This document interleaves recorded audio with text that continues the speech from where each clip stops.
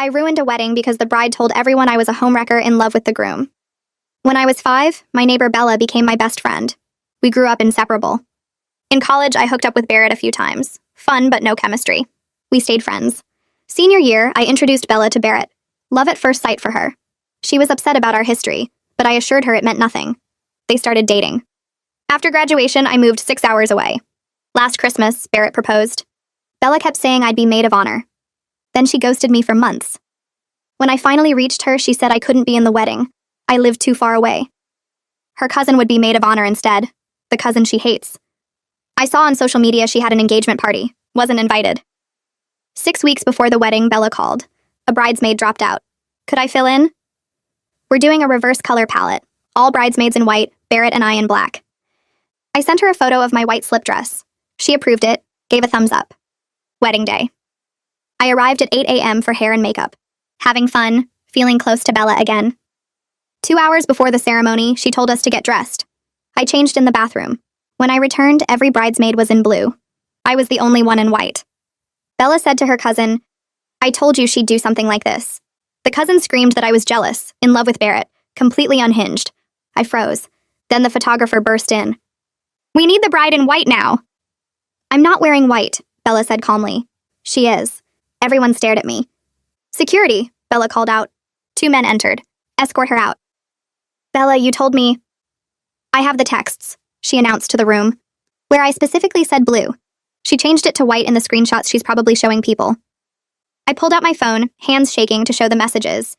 They were gone. Our entire conversation thread deleted. "Check your phone records," her cousin suggested. "Prove the call happened." I looked. No record of our 6-week-ago call existed. This is insane. "Bella, why—" "Because you slept with my fiancé last month," she said loudly. The room gasped. "What? I haven't even been in town." Barrett confessed everything. How you came to visit, seduced him, said you'd always loved him. "That's a lie. I haven't seen Barrett since Christmas." Barrett walked in then, saw me in white, and his face went pale. "Oh my God, she actually wore it. Bella, maybe we should—" "See?" Bella pointed. "He's traumatized just seeing her."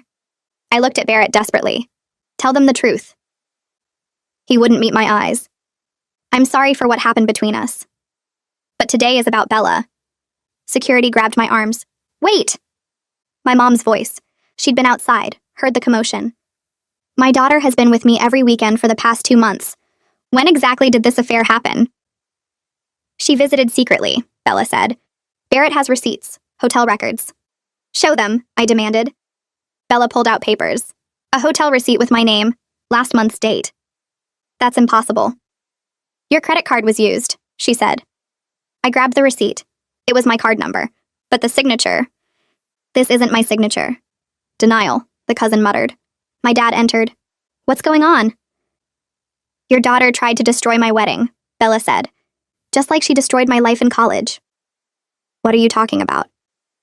"She slept with my high school boyfriend when I brought him to visit her at college. That's why we broke up." "Bella, you didn't have a boyfriend in high school. You dated Jim freshman year of college.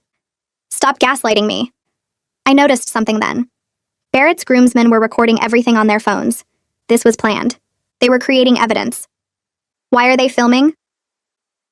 "For the lawsuit," Bella said casually. "Defamation, emotional distress, intentional infliction of emotional distress. My lawyer said to document everything." "Your lawyer?" "My uncle. He's here, actually." She pointed to a man in the corner taking notes. This wasn't just humiliation. It was a legal trap. My phone buzzed. Unknown number. I looked down. "Check Barrett's phone. Emergency contact list." I looked up at Barrett. "Show everyone your emergency contact list." "What? No." "If you have nothing to hide, show them who your emergency contact is." Bella grabbed his phone. "I'll show them." She stopped. Her face changed. "Who's Emma?" she asked quietly. Barrett went white. "She's a coworker." "Listed as your wife?" The room went silent. "It's a mistake." Bella scrolled. "These texts. Can't wait to see you after the honeymoon. Love you, husband." Barrett lunged for the phone. "Bella, I can explain." "You're married?" My mom stepped forward. "I think we should all calm down." "Wait," I said, something clicking. "Bella, check when they got married." She looked. Her face crumbled. 6 months ago, before you proposed to me. Barrett's best man, Tom, stepped forward. Actually, there's something else you should know. Everyone turned to him. Emma isn't just his wife. She's Bella's therapist, the one who's been treating her for paranoid delusions about her best friend. Bella dropped the phone. My therapist? Married my fiancé? Tom nodded. And there's more. Check your medication, Bella. The anxiety meds she prescribed?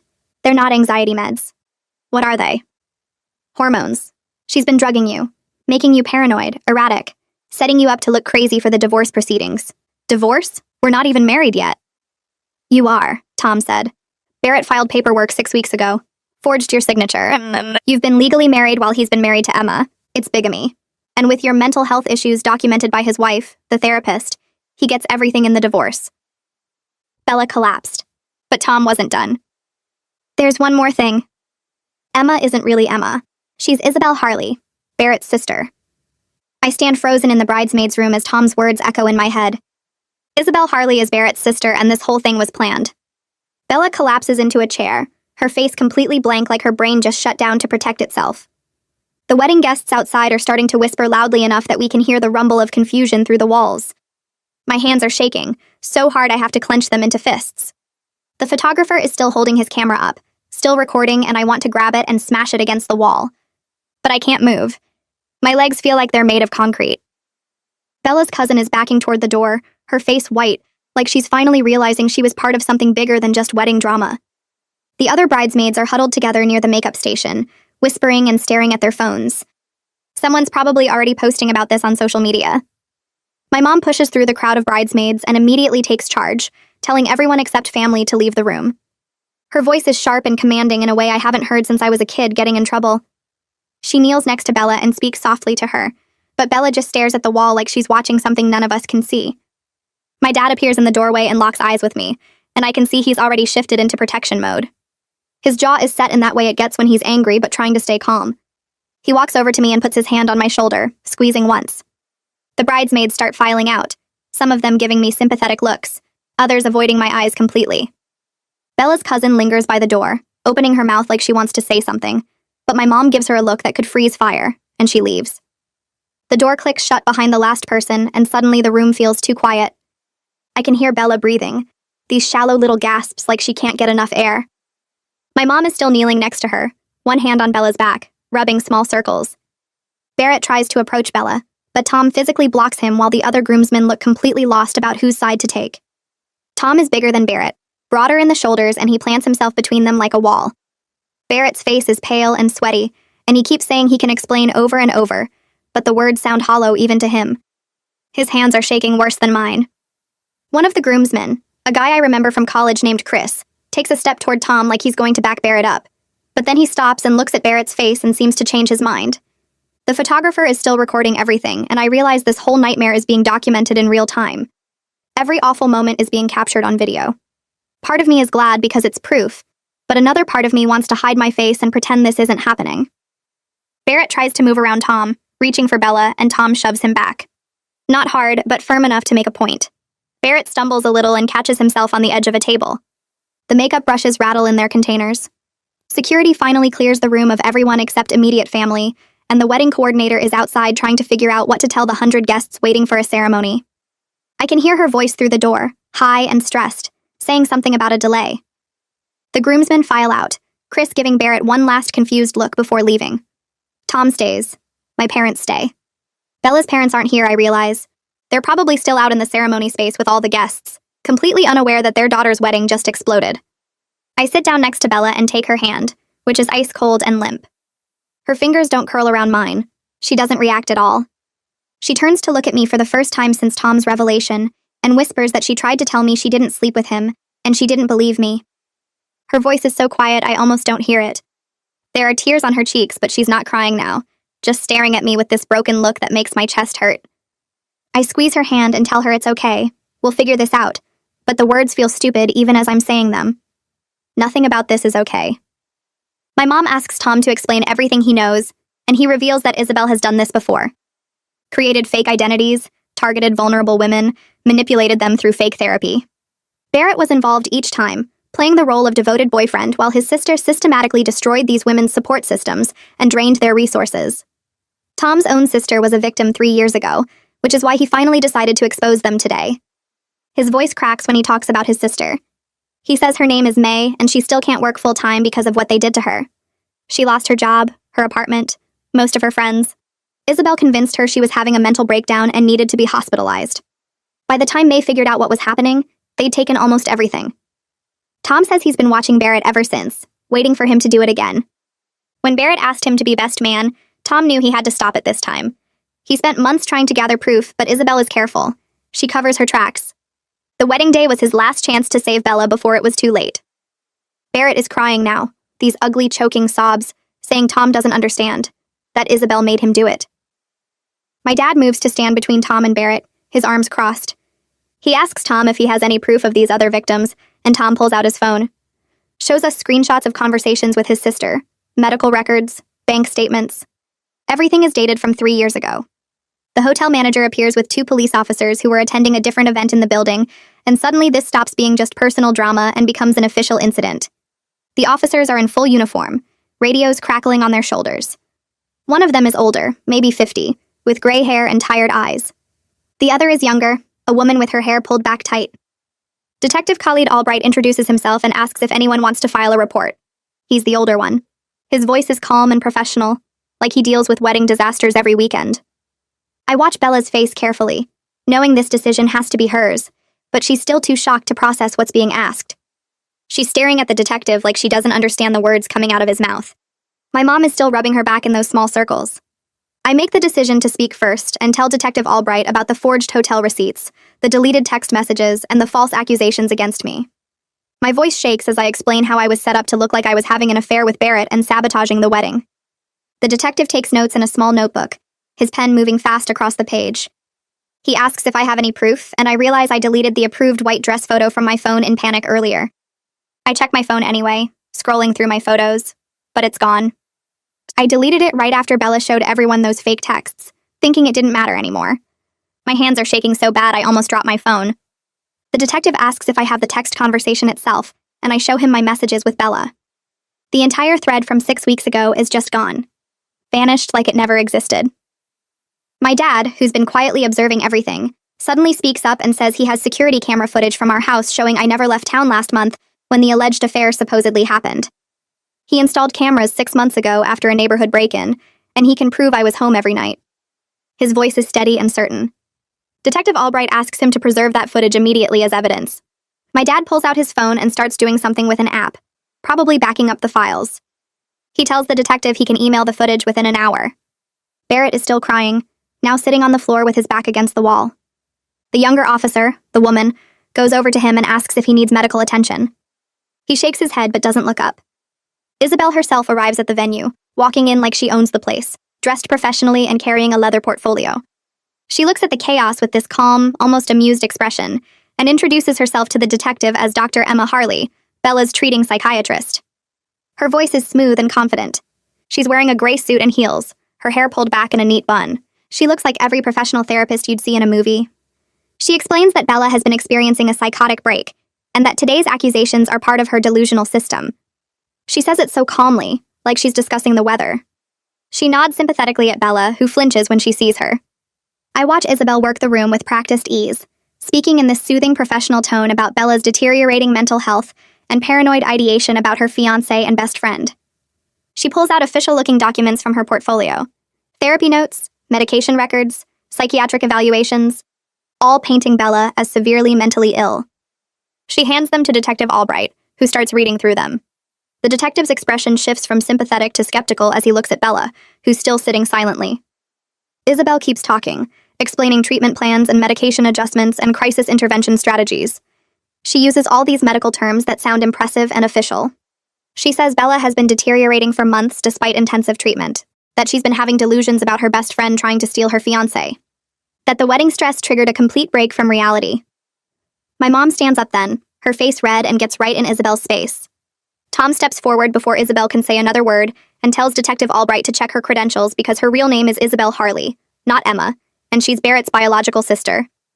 The room goes completely silent. Isabel doesn't even flinch. She just smiles sadly and looks at Tom with this pitying expression that makes my skin crawl. She explains that this is exactly the kind of conspiracy theory Bella has been developing, and now it's spreading to others in the bridal party. She suggests that the stress of the wedding has triggered some kind of mass hysteria among everyone here. Her voice stays calm and professional, like she's diagnosing us all right now. My mom, who's been getting angrier by the second watching Isabel perform, stands up and gets right in Isabel's face. She tells her to stop lying and admit what she's done to Bella. My mom's voice is shaking but loud, and I can see her hands clenched into fists at her sides. Isabel maintains her calm facade, but I notice her jaw tighten, just for a second, the first crack in her performance. She tells my mom that she understands emotions are running high, but making threats against a medical professional could have legal consequences. She says it so smoothly, like she's done this before, turning herself into the victim. Bella speaks for the first time in 20 minutes. Her voice is quiet but steady, and everyone turns to look at her. She asks Isabel about the medication she prescribed 3 months ago. Isabel smoothly responds that it's a standard anti-anxiety medication to help with wedding stress. Nothing unusual about it.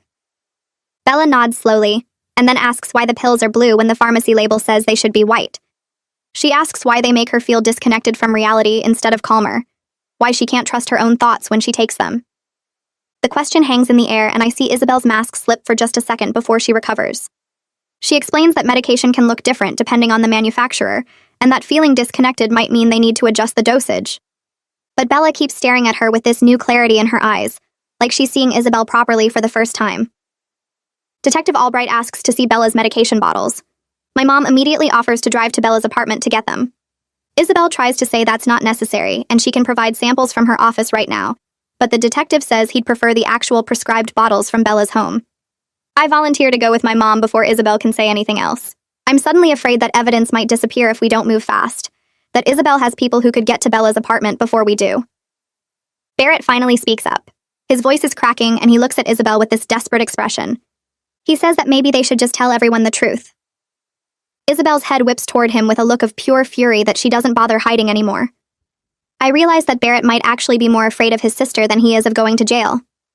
He takes a step back from her, and Tom moves to stand between them. My mom grabs my arm, and we head for the exit. My mom and I race to Bella's apartment in her car. I'm shaking so hard I can barely hold my phone. I call Sarah Gupta, a lawyer my dad knows who handles fraud cases, and leave a frantic voicemail explaining what's happening at the wedding venue. We get to Bella's place, and I use the spare key she gave me years ago when we were still close. The apartment feels creepy now, knowing what Barrett and Isabel were planning here, like the walls themselves watched Bella being manipulated. We find 3 prescription bottles in Bella's medicine cabinet, all from the same pharmacy but prescribed by Dr. Emma Harley. My mom takes photos of everything before we touch anything. She carefully bags the bottles in Ziploc bags from Bella's kitchen. I notice Bella's laptop open on her desk and grab that too, thinking there might be therapy session recordings or emails that could be evidence. When we get back to the venue, Detective Albright has separated everyone into different rooms for individual statements. Isabel is in one room with another officer, looking perfectly composed and professional again. Barrett is alone in a corner looking like he might throw up. Tom is giving his statement about his sister's experience with this same scheme 3 years ago. The detective takes the medication bottles from my mom and says he'll send them for analysis, but that could take weeks. My mom, who used to be a nurse before she became a teacher, asks if she can look at them first. She examines the pills carefully and then pulls up photos on her phone of what that medication is supposed to look like. The pills in Bella's bottles are completely different, a different color and different shape. She shows the detective, and his expression changes from skeptical to serious. Sarah shows up at 8:15 p.m., this tiny woman with gray hair pulled back tight and these sharp eyes that seem to take in everything at once. She's wearing jeans and a sweater like she literally just left dinner and drove straight here. She shakes my hand firmly and then immediately starts organizing, pulling out a legal pad and pen from her purse. She tells me we need to write everything down while it's still fresh in my mind, every single interaction with Bella and Barrett and Isabel for the past year. She hands me the pad and says to start from the beginning, when Bella first mentioned the engagement. My hand is shaking as I write, and the words keep blurring together because I'm exhausted and overwhelmed, but I force myself to focus. I write about the ghosting, the phone call 6 weeks ago, the text about the white dress. Sarah reads over my shoulder and asks questions, making me add details I didn't think were important. She wants to know exact dates, exact times, who else was present, what the weather was like. Everything. My dad appears next to me while I'm writing and taps my shoulder. He shows me his phone with this grainy black and white video playing. I squint at it and realize it's our mailbox, the camera angle from our front porch security system. The timestamp says 3:17 a.m. from 2 months ago. A figure approaches the mailbox, someone wearing dark clothes and a hood. The person opens the mailbox and takes something out, then walks away quickly. My dad zooms in on the figure, and even though the video quality is bad, you can clearly see it's a woman with Isabel's height and build. Her hair is visible under the hood, the same length as Isabel's. My stomach drops as I understand what I'm seeing.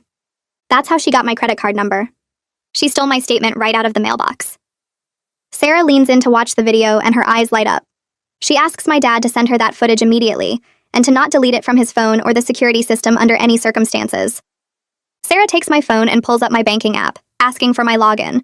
I give it to her and she navigates to my credit card statements, scrolling through the past few months.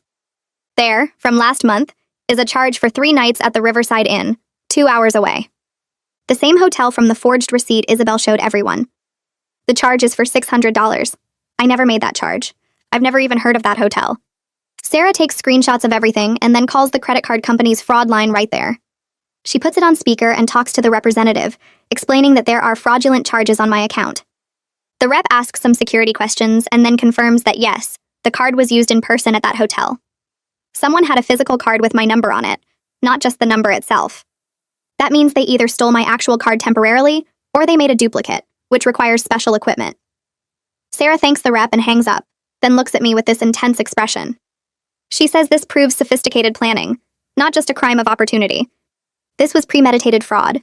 Tom finds me around 10 p.m. when things have calmed down slightly. Most of the guests have left and the venue staff is cleaning up the chaos. He asks if we can talk privately, and I follow him outside into the garden area, where white string lights are hanging from trees. It's finally quiet out here, just crickets and the distant sound of traffic. Tom sits on a bench and I sit next to him, waiting. He takes a deep breath and tells me about his sister May. 3 years ago, she met Barrett at a coffee shop. He was charming, attentive, everything she'd been looking for. A few weeks into dating, he suggested she see a therapist to work through some family issues she'd mentioned. He recommended someone, a Dr. Emma Harley. May started therapy and everything seemed great at first. But then the therapist started changing her medications, making her feel paranoid and disconnected. She started fighting with her family, pushing away her friends. Barrett was there through it all, supportive and loving. Then one day, May's bank accounts were empty. Her savings, her inheritance from their grandmother, everything was gone. Barrett disappeared. The therapist disappeared. May tried to report it to police, but all the documentation made her look mentally unstable. The therapist had records showing May was delusional, paranoid, a danger to herself. Without other victims to establish a pattern, it was her word against a licensed professional. Tom says May never recovered. Not really. She lives with their parents now and can barely hold down a part-time job. The psychological damage was worse than the financial loss. I asked Tom why he didn't warn Bella months ago when he first suspected Barrett was doing this again. He looks down at his hands, ashamed. He says he tried to investigate first, to get proof. He followed Barrett, searched online, tried to find other victims. But Isabel is careful. She uses different names, different locations, covers her tracks. He hoped maybe Barrett had changed, that maybe he'd broken free from his sister's control. But as the wedding got closer, Tom saw the same pattern emerging. Bella was becoming paranoid, isolated, unstable. The wedding day revelation was his last option to stop them before Bella got legally trapped in whatever scheme they had planned. He apologizes for not acting sooner, and I can see he genuinely feels guilty. I tell him I understand, that at least he stopped it before it was too late. Tom pulls out his phone and shows me his sister's contact information. He says May is willing to talk to me if I want to hear her story directly. She wants to help stop Isabel from doing this to anyone else. I save the number in my phone and feel this wave of determination wash over me. If there are multiple victims, we can prove this is a pattern, not just a one-time thing. That makes it so much harder for Isabel to claim innocence or blame it on misunderstandings. Tom warns me that talking about it is still hard for May, that she's fragile, but she's ready to do whatever it takes to get justice. I thank him for trusting me with this information and for having the courage to expose everything today. He just nods and says he should have done it sooner. Back inside, Detective Albright pulls Sarah and me aside to give us an update. Isabel is refusing to answer any more questions without her lawyer present, which Sarah says is actually a good sign. She explains that innocent people usually want to clear their name immediately, while guilty people lawyer up. Barrett is a different story. He's been giving statements for the past hour and they're rambling, contradictory, falling apart. The detective says Barrett keeps changing his story, first claiming he didn't know about the medication tampering, then admitting he knew, but saying Isabel forced him to go along with it. He's clearly terrified of his sister. Detective Albright asks if Bella is ready to give her official statement yet. I look around and see Bella sitting in a corner with a woman I don't recognize, someone the venue called in. Sarah says that's a crisis counselor and that Bella needs time to process before she can give a coherent statement. The detective nods and says he'll wait, that he has enough to hold Isabel overnight anyway based on the medication evidence and the forged documents. My parents decide to take Bella home with them for the night because she can't face going back to the apartment she shared with Barrett. I ride with them and we make a stop at Bella's place to grab some clothes and toiletries. My mom goes inside with Bella while my dad and I wait in the car. They're gone for 20 minutes. When they come back, Bella is carrying a small bag and moving like a robot, just going through motions without really being present. She gets in the back seat next to me and stares out the window. She hasn't cried yet, which worries me more than if she was sobbing. It's like she's shut down completely, her brain protecting itself from the enormity of what happened by just going numb.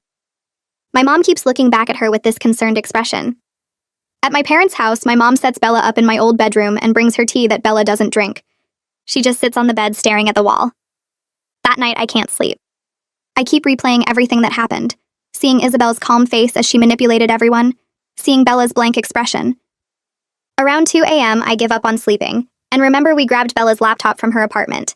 I get it from where my mom left it on the kitchen counter and bring it to my room.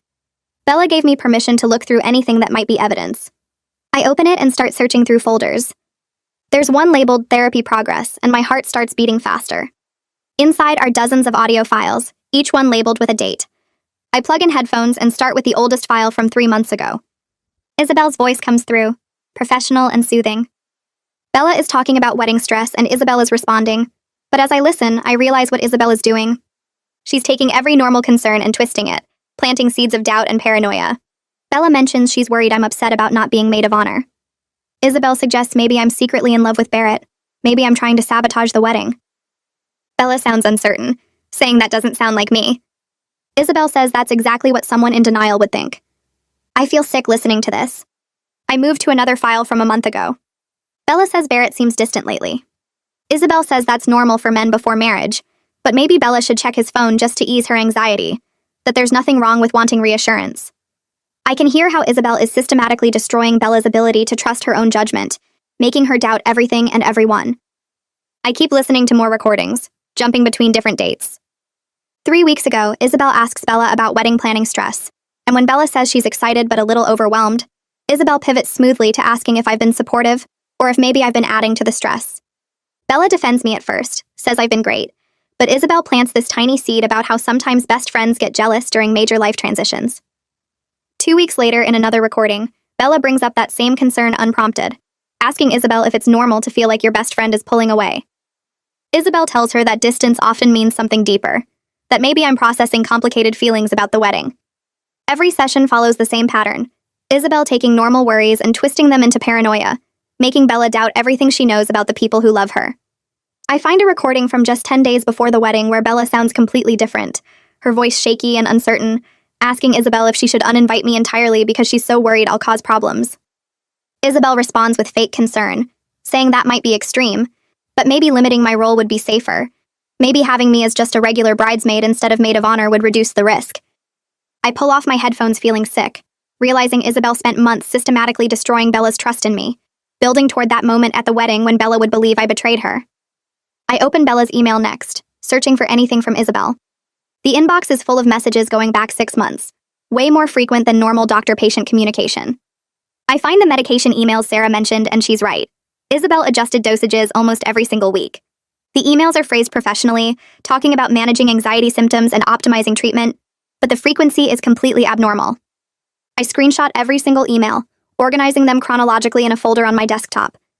Then I find something else, a series of emails about insurance and billing, and I notice Isabel never billed Bella's insurance company directly. She always requested cash payments, claiming it would be easier for Bella's records, which now seems like an obvious red flag that Isabel was hiding something.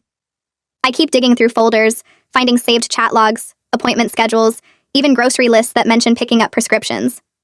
By 4 a.m., I have 30 pages of documentation, every piece of evidence organized by date and category, showing a clear pattern of psychological manipulation, medical malpractice, and deliberate isolation tactics. My eyes burn from staring at the screen, but I can't stop, knowing this documentation might be the key to putting Isabel in prison. Morning light filters through my bedroom curtains, and I hear my mom's footsteps in the hallway. I didn't sleep at all, Just kept working through the evidence until my laptop battery died and I had to plug it back in.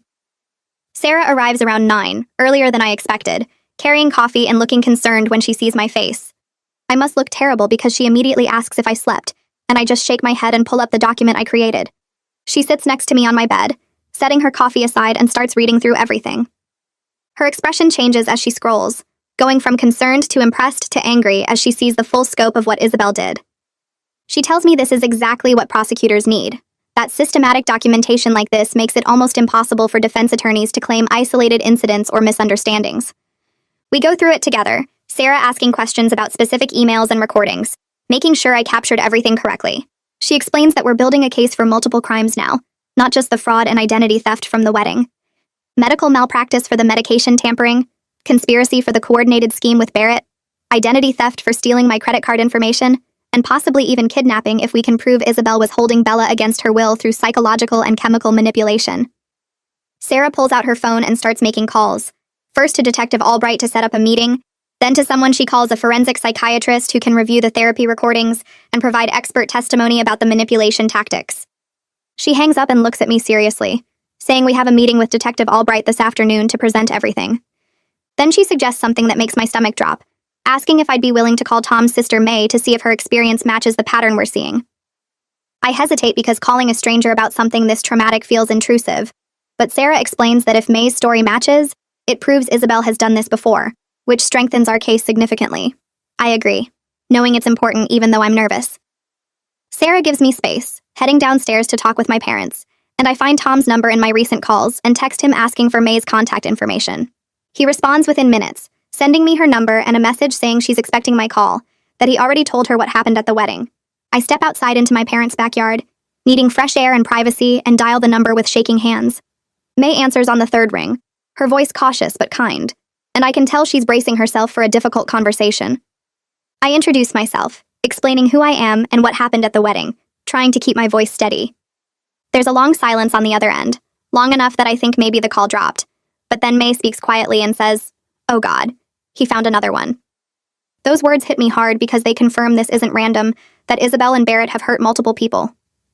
We talk for almost an hour, May describing what happened to her 3 years ago, and her story is so similar to Bella's that it makes my skin crawl. Isabel posed as a therapist specializing in trauma recovery. Barrett played the devoted boyfriend who seemed too good to be true. They isolated May from her friends and family by making her doubt everyone's intentions, drained her bank accounts through various schemes and fake emergencies, and then disappeared after filing a fraudulent insurance claim that made May look mentally unstable. May's voice breaks several times as she talks, and I can hear how much pain this still causes her even years later. She describes the medication Isabel gave her, the therapy sessions that left her feeling more confused instead of better, the way Barrett would be so loving and supportive while simultaneously helping his sister destroy May's life. I ask questions carefully, not wanting to push too hard, and May tells me she tried to report everything to police 3 years ago. But Isabel had documented everything so carefully, creating a paper trail that made May look paranoid and mentally ill, and without other victims coming forward, it was just her word against a licensed therapist. The police investigated but ultimately didn't pursue charges, and May eventually gave up trying to get justice because the legal process was almost as traumatic as what Isabel and Barrett did to her. She focused on surviving, rebuilding her life piece by piece, trying to move forward even though she never got closure. Then she asks about Bella, wanting to know if she's okay, and I hear genuine concern in her voice that makes me want to cry. Even after everything May went through, even after Isabel and Barrett destroyed her life and got away with it, she still cares about other victims and wants to help if she can. I explain that Bella is staying with my parents, that she's off the fake medications now and starting to process everything, that we have a lawyer who believes us and evidence that might actually lead to charges this time. May is quiet for a long moment and I can hear her breathing on the other end of the line. Finally, she asks if I think it would help if she gave a statement to police about what happened to her. I tell her honestly that Sarah thinks having another victim with a matching story would be huge for the case, but I also understand if it's too hard to go through that again. May is silent for what feels like forever, and I wait, giving her space to decide. She says yes, but only if it will actually help this time, because going through the legal system before nearly broke her, and she can't do that again unless it leads somewhere. I promise her that we have more evidence now, that Sarah is really good at her job and actually believes us, that Detective Albright seems to be taking this seriously. May agrees to call the detective and I give her his direct number that Sarah shared with me. Before we hang up, May tells me to take care of Bella, to remind her that none of this is her fault, that Isabel is really good at making people doubt themselves, but that doesn't mean those doubts are real. That afternoon, I ride with Sarah to the police station, my laptop bag heavy with all the evidence we've compiled. Detective Albright meets us in a conference room, and he's brought another detective with him who specializes in financial crimes. Sarah sets up her laptop and walks them through everything methodically, starting with the therapy recordings that show Isabel's manipulation tactics, then the emails documenting the medication tampering, then my credit card statements showing the fraudulent hotel charge, then the security footage from my parents' house showing someone breaking into our mailbox at 3 a.m. She presents May's willingness to testify about her similar experience, explaining how the pattern matches almost exactly. Detective Albright takes notes constantly, his expression getting more serious as Sarah continues. When she finishes, he sits back and says he's genuinely shocked at the scope of what we've uncovered in less than 24 hours. The financial crimes detective asks technical questions about the credit card fraud and the timing of various transactions, making notes about specific charges that need to be investigated. Detective Albright says he's going to request a full investigation with specialists for the financial crimes and medical fraud aspects, that this is way bigger than the initial incident at the wedding. He turns to me and asks if I'm willing to make a formal statement about the false accusations against me. I say yes immediately, wanting everything on record. He pulls out a recording device and starts walking me through what happened over the past 6 weeks, asking detailed questions about every interaction. I describe the phone call where Bella supposedly told me to wear white, how clear the conversation was, how she sent me a photo of the dress and gave me a thumbs up. I explain about arriving at the wedding and discovering everyone else in blue, about Bella's accusation that I was trying to sabotage her, about the hotel receipt with my name and signature that I never signed. As I'm talking, laying out the timeline of Isabel's scheme, I realize how carefully she planned every single detail to make me look guilty and to isolate Bella from her strongest support system. If I hadn't been there that day, if Tom hadn't exposed Barrett and Isabel, Bella would have gone through with the wedding believing I betrayed her, and Isabel would have had complete control. Detective Albright slides the hotel receipt across the table, the same one Isabel presented at the wedding as proof of my supposed affair with Barrett. I pick it up and examine it more carefully than I did in the chaos of that day. The signature is close to mine. Someone clearly tried to copy my handwriting, but there are small differences I notice now. The way the I is dotted is wrong. I always dot mine directly above, but this one is slightly to the right. The loop on my Y is different too, more rounded than how I actually write. Sarah leans over and points out that handwriting analysis could prove it's a forgery, and Detective Albright nods, saying he'll send it to their document examiner today. Every piece of evidence feels like another nail in Isabel's coffin, proof that she didn't just manipulate Bella emotionally, but created an elaborate scheme with forged documents and stolen financial information. For the first time since the wedding, I feel something like hope building in my chest, the possibility that we might actually get justice, and that Isabel might actually face real consequences for destroying people's lives. 2 days pass before Sarah calls me with news about a digital forensics expert.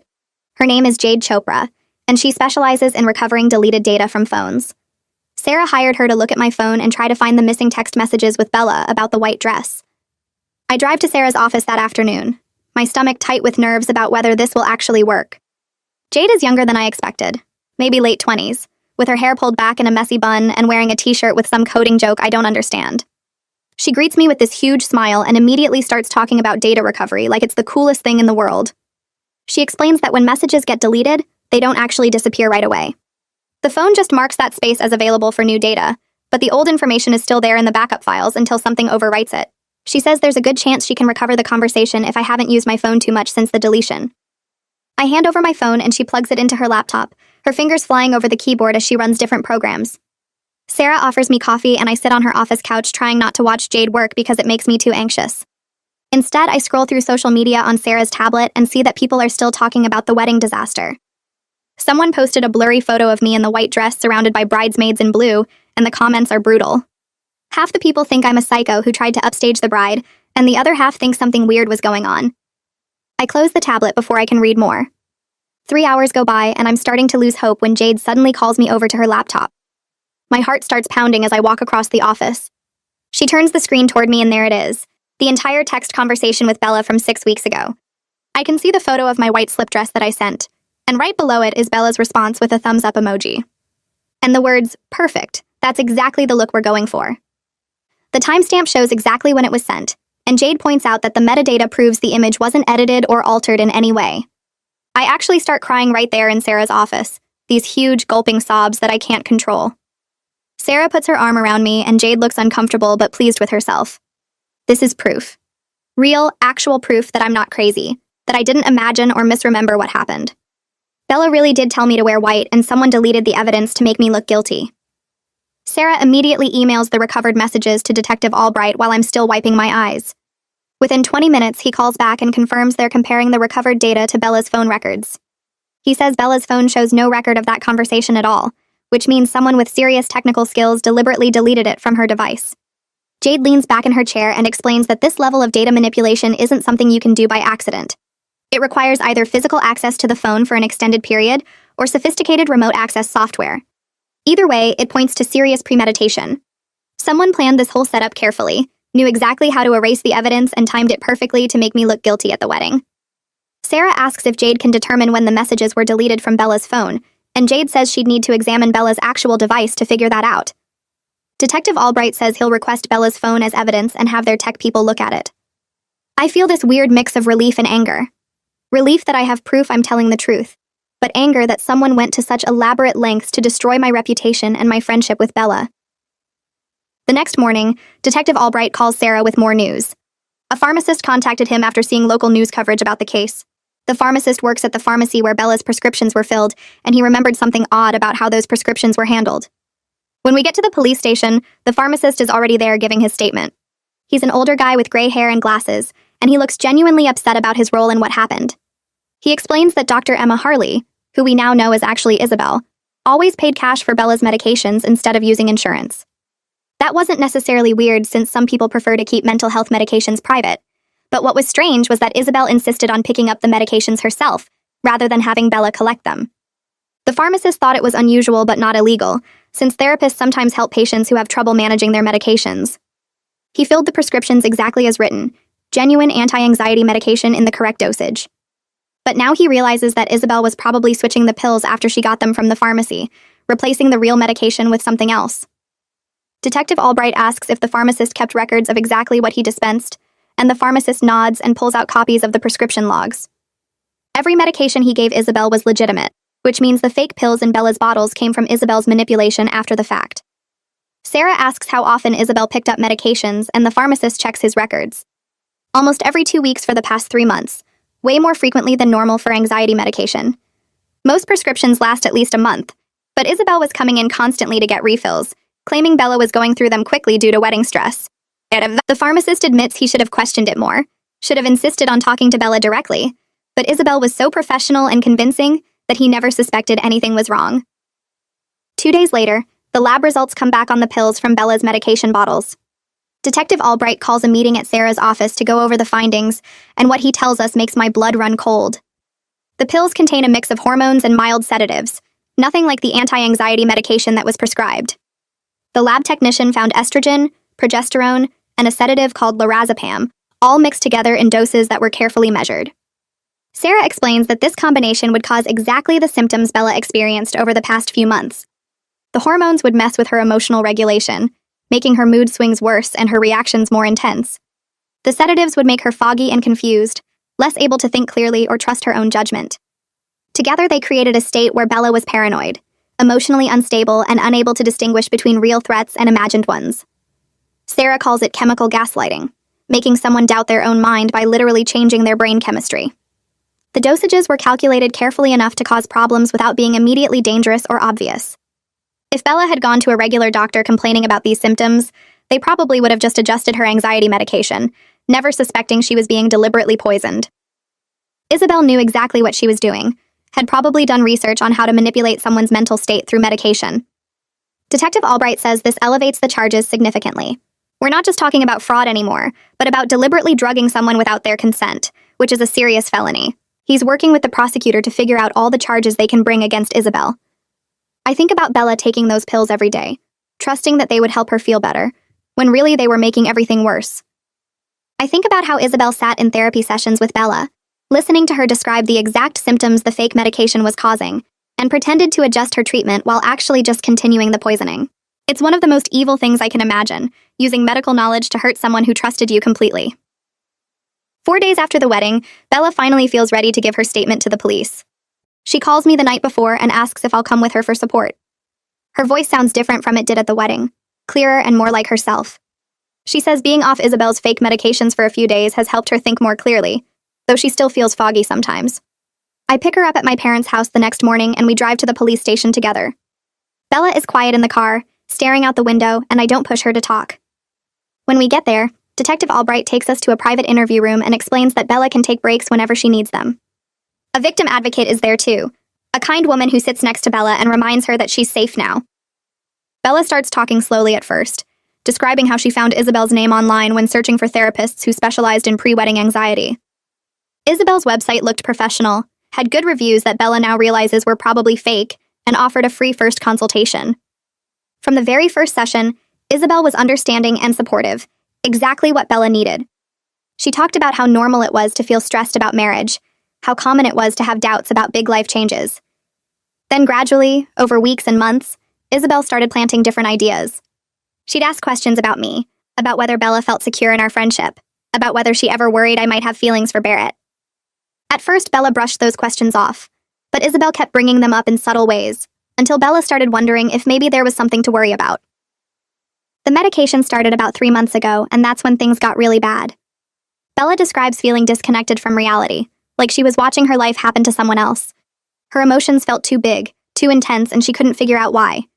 She'd have panic attacks about things that never bothered her before, like me not responding to a text right away, or Barrett working late. Isabel always had an explanation that made Bella doubt her own perceptions. She'd say the panic attacks meant Bella needed a higher dose of medication, or that the paranoid thoughts were actually Bella's intuition trying to warn her about real problems. Every therapy session made Bella feel crazier instead of better, but Isabel convinced her that was part of the healing process. Bella's voice breaks when she talks about how she pushed me away, how she believed I was trying to sabotage her wedding and steal her fiancé. She says she knew deep down that didn't make sense, that I would never do that, but the medication and Isabel's constant manipulation made her doubt everything she knew about our friendship. While Bella is giving her statement, she suddenly stops mid-sentence and her eyes go wide. She remembers something about paperwork from her first therapy session with Isabel. Detective Albright leans forward and asks her to explain. Bella says Isabel had her sign a bunch of forms during that first meeting, supposedly just standard intake documents and insurance paperwork. Bella was nervous and distracted, and she didn't read them carefully because Isabel was a licensed therapist, and Bella trusted her as a medical professional. Isabel explained each form quickly, saying things like, "This is just for my records," and "This is required by the licensing board," and Bella signed everything without really looking. Detective Albright's eyes widen and he asks if Bella has copies of those documents. Bella thinks for a moment and then says they should be in her email because Isabel sent PDFs of everything for her records. She pulls out her phone right there in the police station and starts searching through her email. It takes a few minutes because there are hundreds of messages, but finally she finds the email from Isabel sent 3 months ago with the subject line, "Therapy Intake Documents."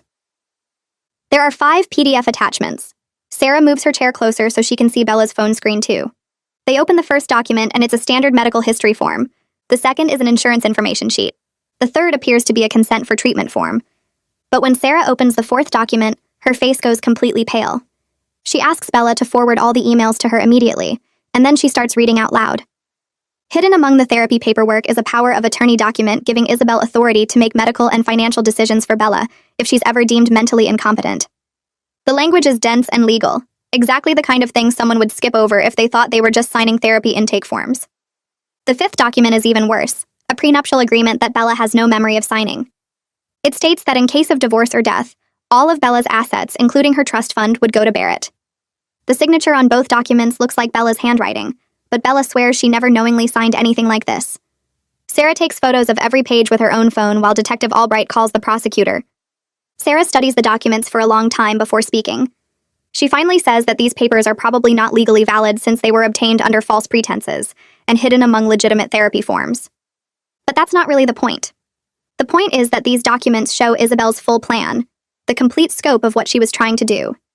If the wedding had happened and Bella had stayed on the fake medications, Isabel could have used that power of attorney to have Bella committed to a psychiatric facility. With a therapist's documentation of Bella's supposed mental illness and legal authority to make medical decisions, Isabel could have had Bella locked up indefinitely. Meanwhile, the prenuptial agreement would have given Barrett access to all of Bella's money, including the trust fund she's set to inherit when she turns 25 next month. They could have drained everything, left Bella with nothing, and she would have been trapped in a psychiatric hospital, unable to fight back. Sarah says this goes way beyond fraud or even the medication tampering.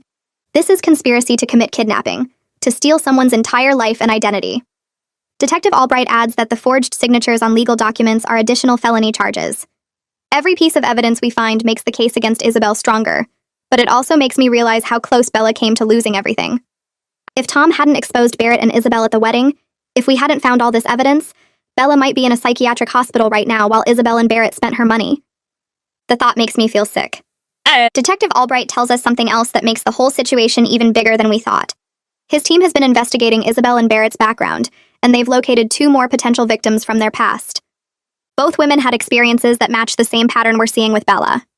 They met Barrett, started relationships with him, began seeing Isabel for therapy, got put on medications that made them unstable, and then had their finances drained before Barrett disappeared. Neither woman reported what happened to them because they were too ashamed or didn't think anyone would believe them. Isabel had documented everything to make them look mentally ill, and without proof or other victims coming forward, it was just their word against a licensed therapist. But now that the news is covering Bella's case, both women saw the reports and contacted the police. They're willing to give statements now that they know they weren't alone, now that they have proof this was a systematic pattern of abuse rather than isolated incidents. Sarah explains that having multiple victims with the same pattern is huge for the criminal case. It shows this wasn't a one-time mistake or misunderstanding, but a deliberate scheme that Isabel and Barrett ran multiple times. Prosecutors love pattern evidence because it makes it much harder for the defense to claim coincidence or misunderstanding. Each victim corroborates the others, and together they paint a clear picture of intentional criminal behavior. Detective Albright says he's setting up interviews with both women over the next few days, and he asks if Bella would be willing to meet them eventually. Bella nods slowly and says she'd like that it might help to talk to other people who understand what she went through. I squeeze her hand and think about how many lives Isabel destroyed, how many women she manipulated and drugged and robbed. The scope of her crimes is so much bigger than any of us realized at first. 3 days after meeting Kalani and finding the other victims, Sarah's office phone rang. She put it on speaker. A man introduced himself as Raphael Riggs from the State Licensing Board. He said they were investigating Isabel's credentials after receiving our complaint. His voice sounded tired, like he'd been working on this case for days without sleep. Sarah grabbed a notepad and started writing everything down. Raphael explained that Isabel's therapy license was real, but it was obtained under a different name. The educational credentials from her PhD program couldn't be verified. The university she claimed to attend had no record of anyone matching her description in their graduate psychology program during those years. Sarah asked what that meant legally. Raphael said it looked like identity theft on top of everything else. Isabel might have stolen someone else's academic records to get licensed. That added professional fraud to her growing list of crimes. I felt sick thinking about how many systems Isabel had manipulated to hurt people. She didn't just lie to Bella and the other victims.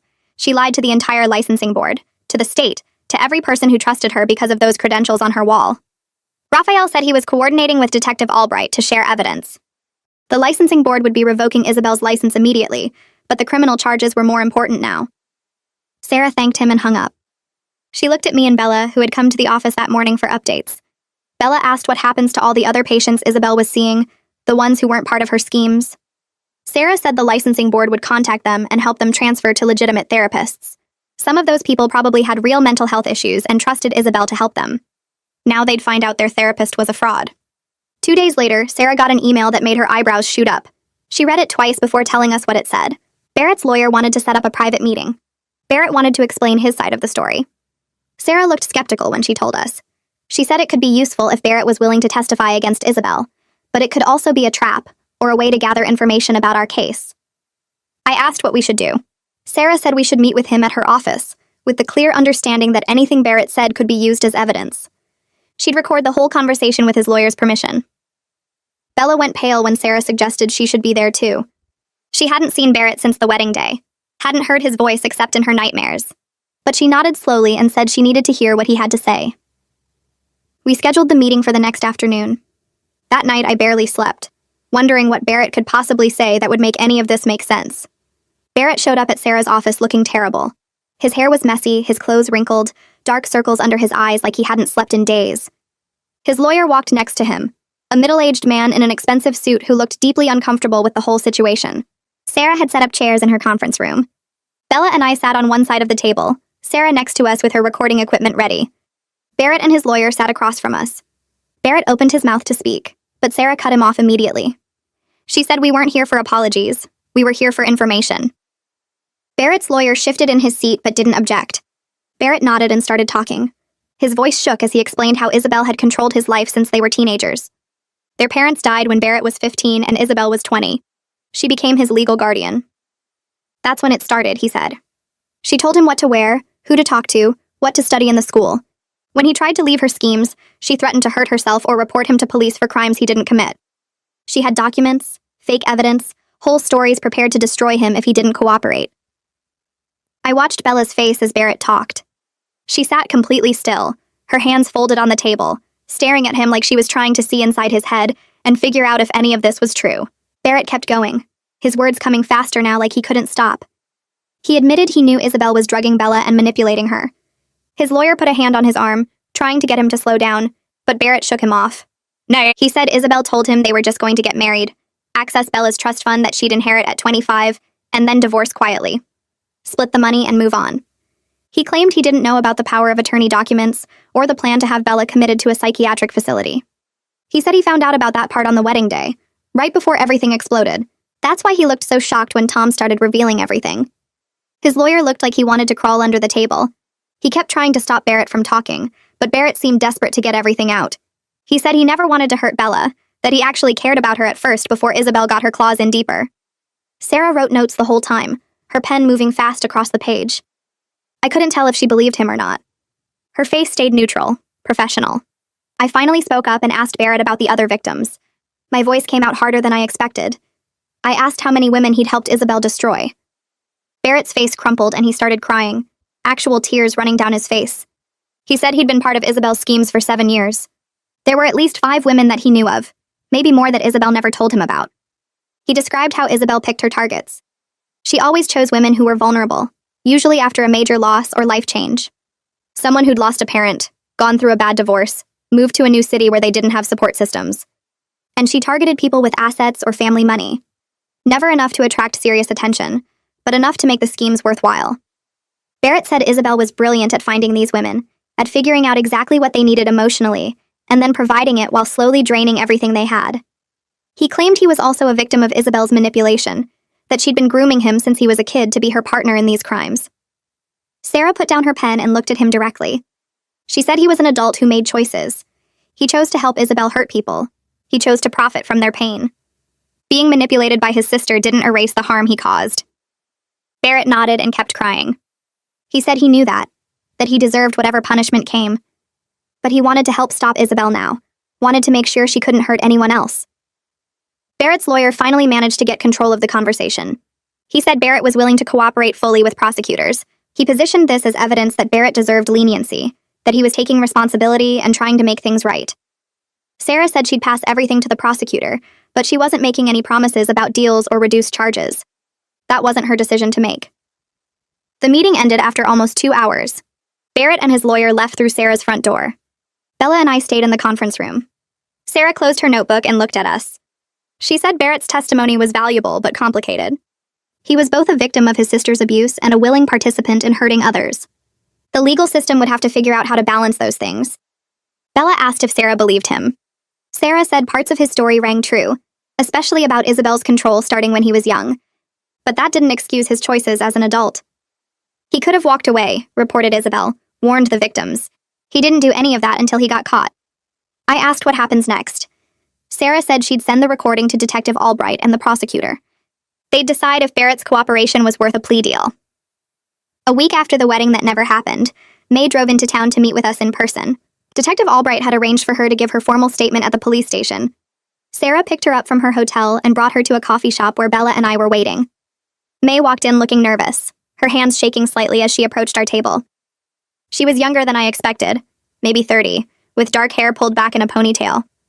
When she saw Bella, something shifted in her face. They looked at each other for a long moment, then Bella stood up and they hugged. Neither of them said anything. They just held on to each other like they were the only 2 people in the world who understood what the other had been through. I felt tears in my eyes watching them. After a few minutes, they sat down and we talked for an hour before heading to the police station.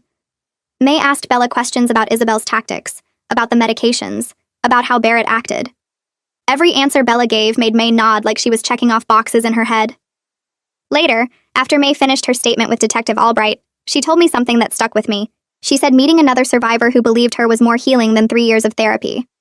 Isabel had made her doubt whether any of it really happened the way she remembered.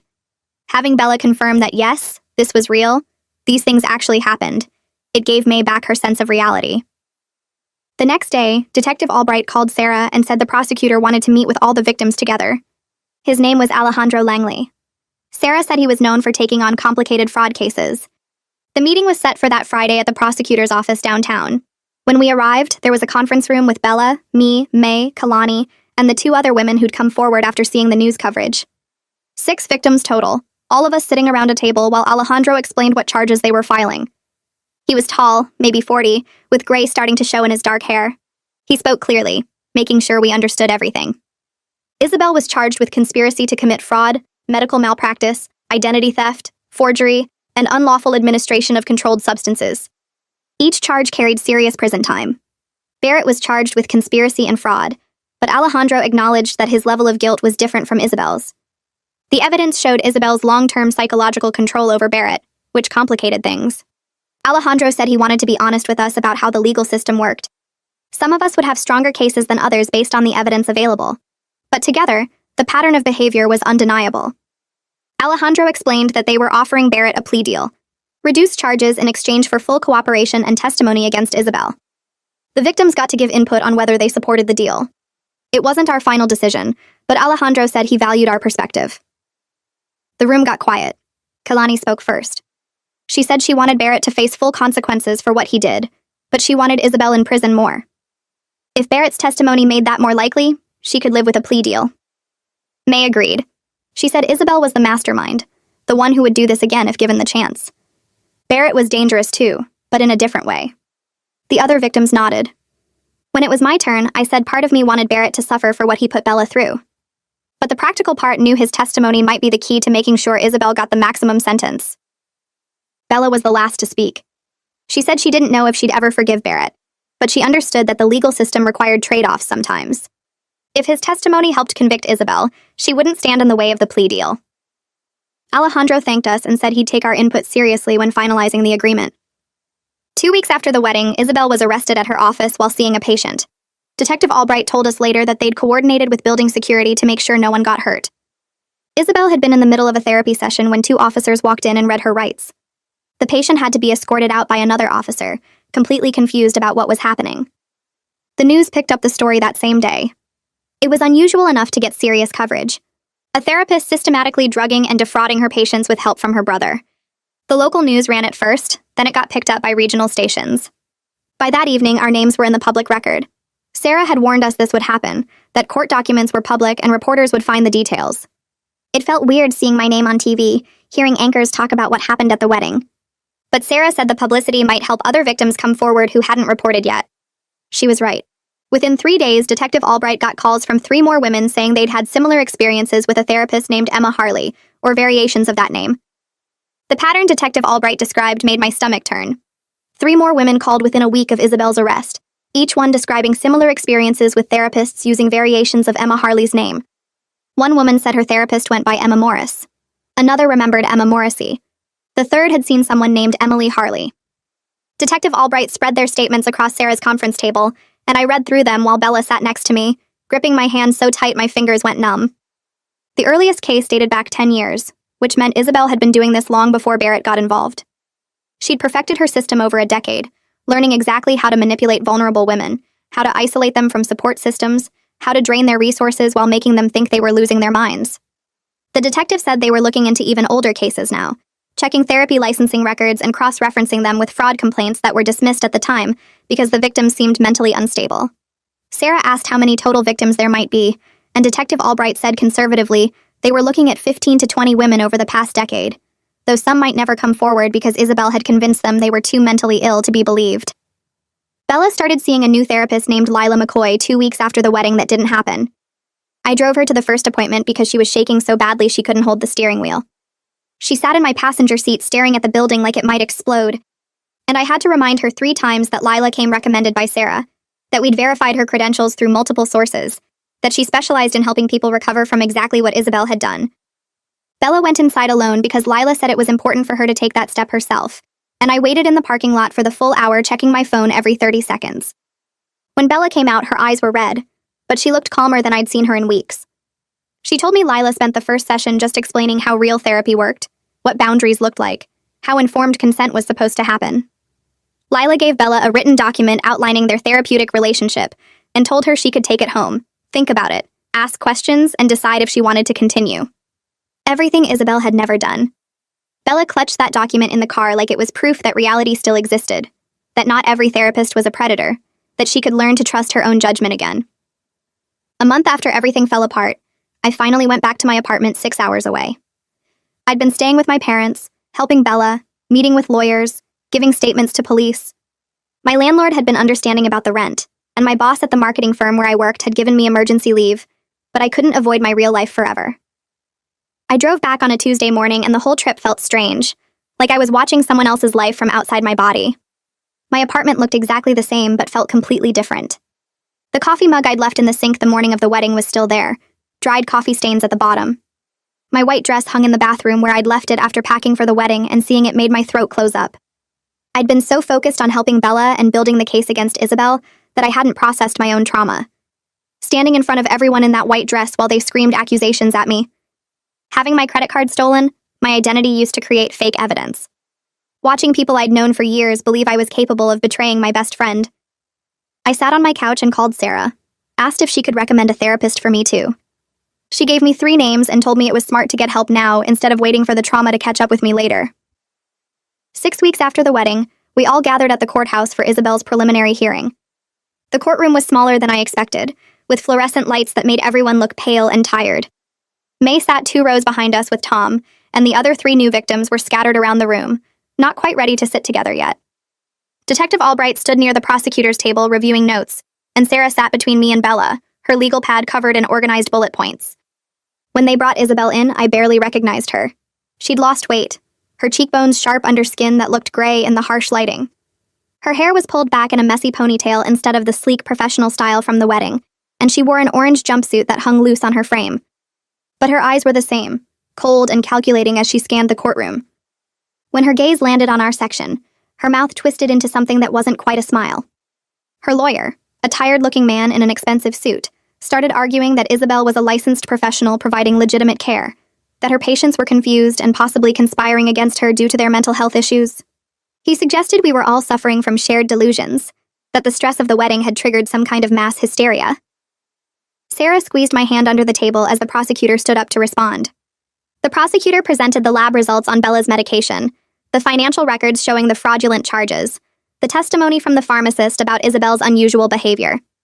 He showed the forged hotel receipt with my signature, the recovered text messages from my phone, the security footage of someone breaking into my parents' mailbox. He played excerpts from the therapy recordings where Isabel systematically planted paranoid thoughts in Bella's mind. The evidence took 2 hours to present, and by the end, Isabel's lawyer had stopped objecting. The judge, an older woman with silver hair and reading glasses, reviewed the documents in silence for what felt like forever. Finally, she looked up at Isabel and said the evidence showed clear premeditation and systematic fraud. She called Isabel a danger to the community and a significant flight risk given her history of using false identities. Bail was denied. Isabel would remain in custody until trial. As the bailiffs moved to take her back to holding, Isabel turned in her seat and looked directly at me and Bella. Her lips moved, and even though I couldn't hear her over the noise in the courtroom, I could read the words she mouthed clearly. This isn't over. My blood went cold, but Sarah's hand was already on my shoulder, solid and real. She leaned close and whispered that Isabel was going to prison, that she couldn't hurt anyone anymore, that this was just a desperate attempt to maintain control. I wanted to believe her. Barrett's sentencing hearing happened 3 weeks after Isabel's preliminary hearing. He'd taken the plea deal Alejandro offered, agreeing to testify against Isabel in exchange for reduced charges and probation instead of prison time. The courtroom was packed again, all the victims present to hear what he'd say. Barrett looked different too, thinner and older, with dark circles under his eyes. His lawyer stood next to him as he read from a prepared statement, his voice shaking. He apologized to each victim by name, including me and Bella. He explained how Isabel had groomed him starting when he was 14, right after their parents died in a car accident, and she became his legal guardian. She'd been 22 then, and she'd spent years teaching him that the world was full of people trying to take advantage of them, that they had to take what they could before others took from them. She'd trained him to play roles, to manipulate emotions, to see other people as marks instead of humans. His first involvement in one of her schemes was when he was 17, and by the time he was an adult, He didn't know how to exist outside the patterns she'd created. The judge listened without expression, then said that while Barrett's history of abuse was tragic, he was still an adult who'd made choices that hurt people. She sentenced him to 5 years probation, mandatory therapy, and community service. As they let him out, Barrett looked at Bella and I saw him mouth the word sorry. Bella just stared at him with no expression at all. 3 months after the wedding that never happened, Bella texted me asking if I wanted to get coffee. Not to discuss the case or meet with lawyers, just coffee like we used to do in college. I drove the 6 hours back to our hometown and met her at the place we'd gone to every Sunday morning during freshman year. She was already there when I arrived, sitting at our old table by the window, and seeing her in that familiar spot made my chest hurt. We ordered our usual drinks, and for the first few minutes we just sat there in awkward silence. There was so much between us now, so much hurt that couldn't be erased just because we'd figured out who the real villain was. She hadn't believed me when I swore I didn't sleep with Barrett. I hadn't recognized how much she was suffering under Isabel's manipulation, hadn't pushed harder to find out what was wrong. Finally, Bella said she was sorry for not believing me, and I said I was sorry for not seeing what was happening to her. We talked for 2 hours about everything, the deleted messages and the fake affair accusations and the white dress setup. We talked about how Isabel had systematically destroyed Bella's trust in her own perceptions, and how I'd felt watching everyone believe I was capable of betraying my best friend. It was painful and awkward and necessary, and by the end I felt like maybe we could rebuild something. Not the friendship we'd had before, which had been based partly on never questioning each other, but something stronger and more honest. Bella told me she'd been thinking about going back to the school to become a victim advocate, someone who helps people navigate the legal system after experiencing fraud and manipulation. She wanted to use what happened to her to help others who were going through similar situations. I told her I'd been thinking about law school, that watching Sarah work had shown me how much power lawyers have to get justice for people who've been hurt. Bella's eyes lit up and she said we should study for the LSAT together, make a plan for applications, support each other through the whole process. We spent another hour mapping out timelines and researching programs, and it felt like the first time since the wedding that we were looking forward instead of backward. As we were leaving the coffee shop, Bella stopped on the sidewalk and hugged me tight. She said thank you for not giving up on me even when I pushed you away. I hugged her back and told her that's what best friends do. We fight for each other, especially when someone's trying to tear us apart. For the first time since I put on that white dress and walked into the bridesmaid's room, I felt genuinely hopeful about our future. Not because everything was fixed or forgiven, but because we were both choosing to fight for our friendship instead of letting Isabel's manipulation be the thing that destroyed it. We walked to our cars in the late afternoon sun, and I realized that while Isabel had tried to take everything from us, she'd failed at the one thing that mattered most. She hadn't broken us.